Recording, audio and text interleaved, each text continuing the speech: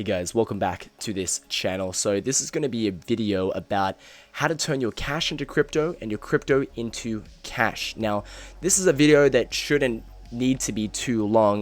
The instructions are pretty straightforward, so I hope you allow me to indulge myself a little bit just by talking a little bit more about why I think a crypto to cash connection is really important for your debanking journey. Now, something that physical cash has in common with crypto is the fact that it's anonymous, right? When you go buy your groceries at the supermarket with cash, what you purchased, it will ultimately be not recorded anywhere besides maybe the CRM of that supermarket, right? But it's not going to be tied to your identity or anything like that. Whereas if you got your funds in your bank, you use a bank card to make the purchase. The bank and whoever has that information, you don't know how many entities have that information, it's probably a lot more than you think. They'll know exactly where you like to do grocery shopping. They may even know, like they'll be able to deduce more information about you and your purchasing habits. And it's just, this is not good, you know.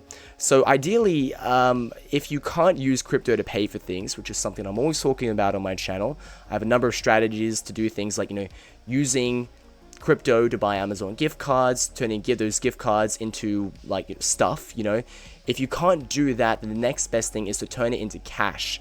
And then with that cash, you can extend the anonymity and the privacy and the security and the decentralization of cryptocurrency. You can extend that into the real world using physical cash. All right, so it's my little ramble over. If you're interested in learning more about debanking, make sure to check out some of my other videos after this video is over. So I'm going to go to my favorite peer-to-peer cryptocurrency exchange, which is Local CoinSwap, and I have a few others that I recommend as well. You can use my referral link in the description down below if you aren't already signed up to these. And all I've done here is I've just selected worldwide, and if I just type in cash, there's a number of different options, right? So if I just type in cash, you can see here I've got cardless cash. That's an option. I'm not entirely familiar how that works. I think I'll explain what I do know about that in a bit, but one of the most popular ones is cash by mail. There's cash deposit and cash in person. I'll just click on cash in person for now, because it's interesting. I think this is what a lot of you would imagine how a cash transaction would work. And I'll just go through and just show you what some of the options are, right? Because many of you might not be familiar with the fact that this is even a thing at all, right? And many of you would be maybe a little scared to do such a transaction, because it does feel kind of dodgy. And I'll give you some tips on how to avoid the more dodgy aspects of this. So let's just go through. So I want to bring your attention to the left here, where you can see the username and the information about each trader and stuff like that. And oh, hang on a second. Do I have this? Okay, here we go. Okay. Sorry for that, technical difficulties. All right, so if you look on the left here, you can see there's a number of different traders, and it'll show you how many trades they've done. Now, clearly, the more trades they've done, the more higher chance they aren't going to pull a fast one on you or do anything too strange, right? So you want to look for the people with the best trading feedback possible, right? That's a vote of confidence by the people in the community that this person is legit, and it's very hard to fake your way up to 2,000 trades. This person here has got 131,000 trades. I mean, that's pretty wild. That's a lot of trading back and forth. I mean, actually, I might have to add this guy when I go to Thailand next time. That's pretty sweet. 2% is very, very nice. I'd love to. That's buying, right? So if you want to buy, you've got a bunch of different offers, and it's going to vary from place to place. Some places just seem easier going when it comes to cash and this trade in general. So it seems that the on and offboarding process in a place like Thailand is pretty easy. That's why they're able to do it for 2%, and the trader's got huge amounts of volume behind him. But then you see a place like Perth, Australia. I don't know what their deal is, but it seems maybe dangerous enough. Well, I mean, not for you to buy. I mean, for this guy, regulatory wise or whatever. I don't know what's up his ass, but he's got to charge up to 15% in order to be able to make that worthwhile for him, right? United Kingdom, 7%. So these are all 7% above market rate. So you might think that's too expensive. So maybe you could check out, maybe you could like decide to choose it by price as opposed to popularity. If you sort it out by price, sorry, I didn't know, you probably didn't see that there, hang on. Okay, yeah, so if you sort it out by price, you'll get better rates, but you won't have people with as high feedback, but I'm sure it's pretty decent. Look at this guy here, cash in person, United States. He's got 157 trades with $38,000 of trades. He's totally 4.9% feedback. And it's 0% above mark rate, but it has to be like pretty high amounts, right? So, I mean, personally, that's a risk I'd be willing to take. You'd have to meet up in a very public location.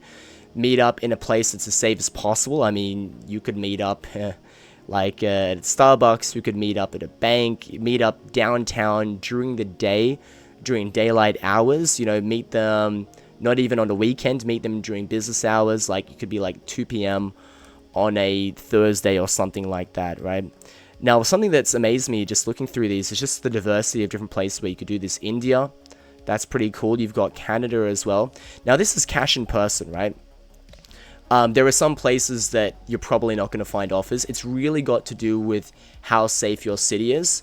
The less safe your city, the less likely chance that you're going to be able to find other people willing to engage in this kind of activity. For obvious reasons, right? Now, if that's the case, then you can do something called cash by mail. Cash by mail is an interesting option because what you're doing is when you open up a trade with this person, for instance, from Canada, cash by mail, he'll send you his, maybe it's his personal address, maybe it's a PO box, maybe it's a dummy address, I don't know, you know, might not be his personally, it could be a friend of a friend's, whatever. He'll send you that address, you send those funds to him in an envelope. When he receives it, he'll release the funds in escrow to you, and that's pretty good. I've sorted this again by price, and I can see there are some really good offers. I mean, to be honest, trading peer-to-peer, especially without KYC, is not the cheapest thing. You usually have to pay like above market rate in order to be able to do these kinds of activities. But only paying 0% above market rate, 1% above market rate is really damn excellent, you know. But you can decide, do you want to go for better price, or would you just go for absolute safety, right? So if you're going to be dealing with this guy here, 38,000 trades, this guy is not going to scam you. I can guarantee it. This guy is definitely not going to, but he's charging 10% for that, right? So that's what you pay for when it comes to security. And it's a really simple idea. I mean, you've also got to, ideally, this is probably going to be for places where they've got a very trustworthy postal system, right? So if you're in a country where you can't trust the postal service to not raid your envelopes and your packages to see if there's any nice goodies in there, and you're not going to do it, right? But as far as I know, Australia, United States, Germany, Netherlands, they've got a fairly trustworthy postal system, right? So you can trust that your money is going to be safe there. I think this is actually a pretty nice deal. So what also I wanted to show you is two other options that will be of interest to you. Another one's called card. Okay, is it cash deposit or card? Okay, cardless cash. So from what I understand, okay, this seems to be mostly in Australia for some reason, but maybe you could find it in your own country. So cardless cash, at least in Australia, how it works is that if you have your own, okay, so you've got a bank account, right? And you have the option of, you can create an option with your bank where it's like you can deposit funds into this bank account without having your card with you, right? So maybe it's like you would decide you're going out without your card, or maybe you forgot your card, but it's okay because you've got like this information provided by your bank. Maybe it's like a certain code or something like that. And as long as you have this code, you're able to deposit funds into your own bank account, right? Now, because it's cash, technically anybody can deposit funds into this bank account, right? Like it doesn't have to be exactly you, right? Usually, like if I deposit funds, if I go to the ATM and I put my card in and I deposit funds into my account, I'd have to have my card with me to deposit my funds into my account, which would make it that I am the only person that's able to deposit funds into my account. But what's good is if I've got this code, I can provide that code to other people, and they can deposit, they can go to their ATM wherever they are, they can put cash into their ATM, and they can put funds directly into my bank account, right? Which is a really great way of accepting cash, although that cash would go directly into your bank account. But if you're buying, this is not a problem, right? Because you just get to use cash to buy crypto, right? Which is really what you want. So that's a really great method as well. And one more that I want to show you is a cash deposit, which I think is a similar thing. So a cash deposit is similar. Basically, the person, if you open up a trade with one of these guys, they'll give you their bank information. You can then go to an ATM, maybe even a bank teller, but I'm assuming it's an ATM. You punch in their details, you deposit the cash into the machine. The person who owns that bank account will receive the money, then they'll release the funds in escrow, right? So there's 4 great strategies that you can use to buy cryptocurrency with cash. And I just want to give you one other example, right? Because I want you to get a bit creative. There's a lot of things that I personally don't know. And I want you to experiment, right? So there are a lot of different peer-to-peer cryptocurrency exchanges. This is one called Noons. I recommend it sometimes. You can use my referral link if you're interested in signing up with Noons. But on Noons, there's something called OxoPay, right? Now, this is obviously not something that's going to apply to anyone. In particular, very few people outside of Latin America. I can't even get it open, so I'll just explain it. But Oxo is it's a chain of convenience stores like 7-Eleven. They're extremely popular in Mexico, and there's an option where you can open a trade with someone using Oxo, and that person who has an account with Oxo, they will provide like payment details to you. Then you take those details to Oxo, the convenience store. You give this information to the person working behind the counter, and then you give them the cash. The person behind the counter will then deposit that cash directly into this person's account, and then the person who's selling you crypto will then release the funds in escrow, giving it to you, and voila, right? And I realize the reason why I'm mentioning this, even though I know most of you don't live in Latin America, is because there's so many different options like this. I remember when I was living in Taiwan, there was a similar thing to this. A lot of convenience stores throughout the world does this. I think here in Japan, like 7-Elevens can do stuff similar to this, or Family Marts, wherever you are. So you can get very creative, right? So you don't just look at some of the methods that I provided you. You can use some of the other things you can go look at various peer-to-peer cryptocurrency exchanges. Again, use my referral link in the description down below and peruse through the different payment methods, because a number of them will involve cash and there's level of anonymity to them, right? Now, before I sign off, one last thing I want to mention is that you might be looking at, say, like the cash deposit payment method right here. You look at the first one and say, look, at 16% above market rate.